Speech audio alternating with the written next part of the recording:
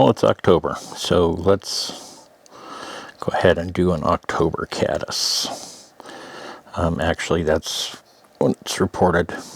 Also, what's being caught on the waters right now around me. So not only do I get to tie an October caddis in October, but I'll probably end up getting to use it as well. The October caddis, this is a size 14, extra long dry fly hook, and I'm using a nano silk that is 18/0, and it is an orange color, which makes sense. Most everything on this fly is going to be orange. So I'm going to start this pattern off with a little bit of pearl tinsel in midge size. This is just something that I like to do. It just puts we're going to put a little bit of a rib on the fly, even though you don't necessarily need it, and I've not seen a lot of people do that before. But I think it just gives us, again, that hint of a rib.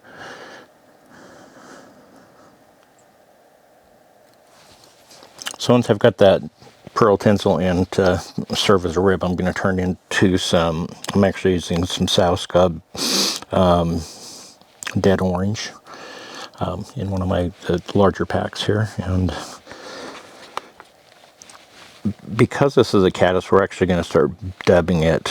This is just something I started doing more recently. We're going to start dubbing this thing a little bit more towards the eye of the hook rather than the back of the hook. So I've got my dubbing, and I am a little bit colorblind, and I do have some trouble with some oranges and reds, so I am really hoping that this is the right color. It says so on the box, so I'm going to go with that.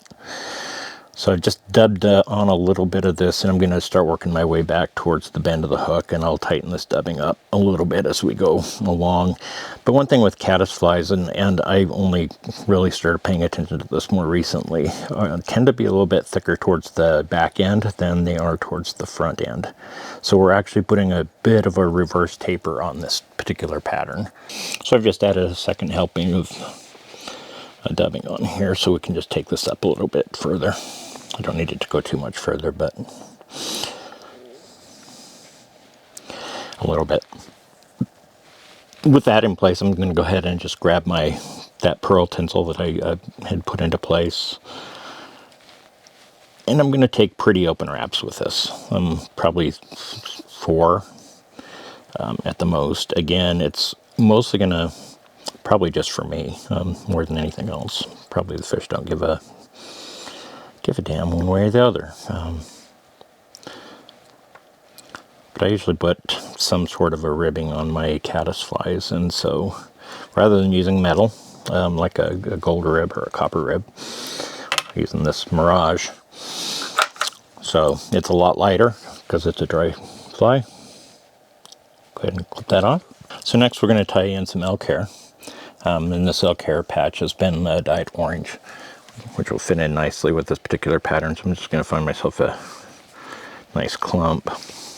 So I got my clump of deer or elk hair this time cut off, and hopefully you can see all that under fur that's in there. So we've got our comb here that we'll just run this through just to clean off that under fur. So after I've got that under fur cleaned out, I'll just grab my brass hair stacker and go ahead and stack that just to line up the tips.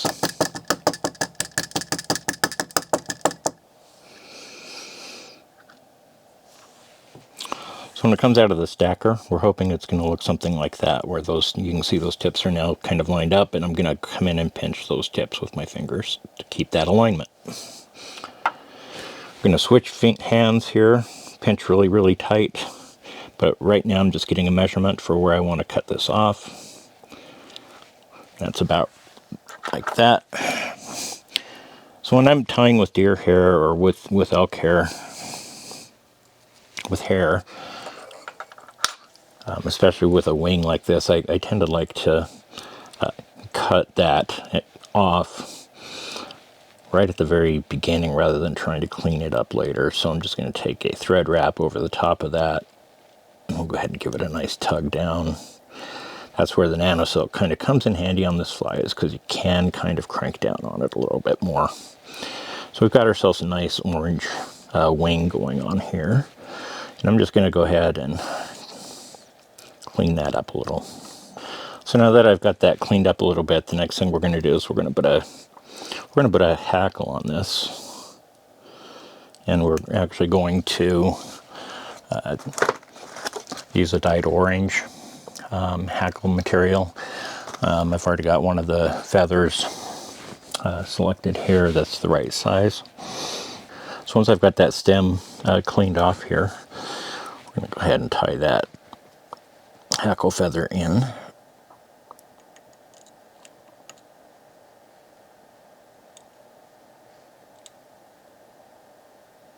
And one fiber wants to come with me. I'm going to pull that a little bit forward just so we can get at least one wrap on the back side of this as well, and that'll just help us secure that in place. And once I've got that secured in place, we'll just go ahead and take our thread and work our way up towards the front a little bit, and then I can just go ahead and turn my vise and clip off the excess stem here. Now sometimes I'll put a half hitch in here and put this in the bobbin cradle. But in this case, my piece of hackle is long enough that I'm not overly concerned about being able to handle it. So we're just going to do it as is. So we're just going to kind of work our way up towards the eye here.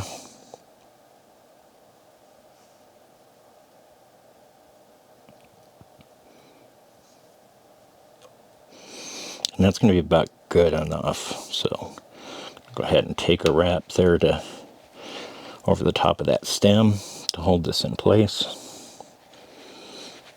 Pull everything back, and we'll take a couple wraps on the other side of it as well.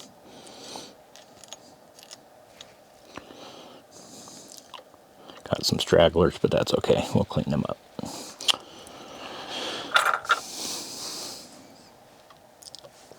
Come in with our scissors now, and I want to clip this off really right where that stem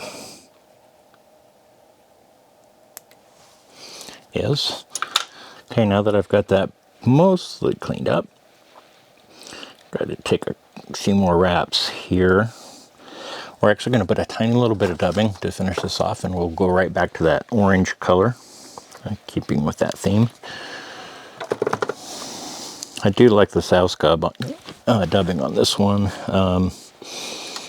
just because it's got a little bit of shininess to it.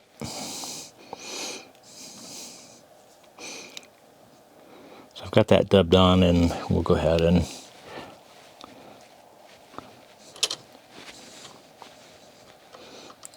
turn my vise the right way so you might be able to see what I'm doing here. And just like so, I'm going to build up a little bit of a dubbing head there, tapering towards the hackle. And from there, we're just going to go ahead and we're going to throw in a couple of thread wraps right at the eye. Then we'll go ahead and grab I'm going to grab a whip finisher. Today I'm going to use a loon whip finisher. There's a really weird reason why I'm using this that I'll explain in just a moment. So we're going to go ahead and whip finish now. And when we're whip finishing, we want to take some wraps, 4 or 5, but we want those wraps to start moving backwards to keep that head in place. And then we'll just go ahead and let that slide off, just like so. And I said just like so again. So the reason I wanted to try this particular tool is because of what it has on the other end. I've seen a lot of tyers use these before, and I never have. I've always used scissors, and so I thought, I want to give that a shot. And the only place I could find it was this with one of the whip finishers on the back end. So then all you have to do is just kind of come in and touch that. And I'm really digging this. I haven't used it before, a couple of weeks ago. But in terms of getting a cut right in or a clip right in up against the thread, wow, much better than a pair of scissors. So here we are with the completed fly. So a great pattern, the October Caddis. Usually tie these much smaller, but for videoing today or shooting this video, I really wanted to get it a little bit bigger just so that it was easier to see. But tied a lot like a traditional elk hair caddis, but completely with the orange material. It's a really nice fly, and I can't wait to get out on the river and give it a shot.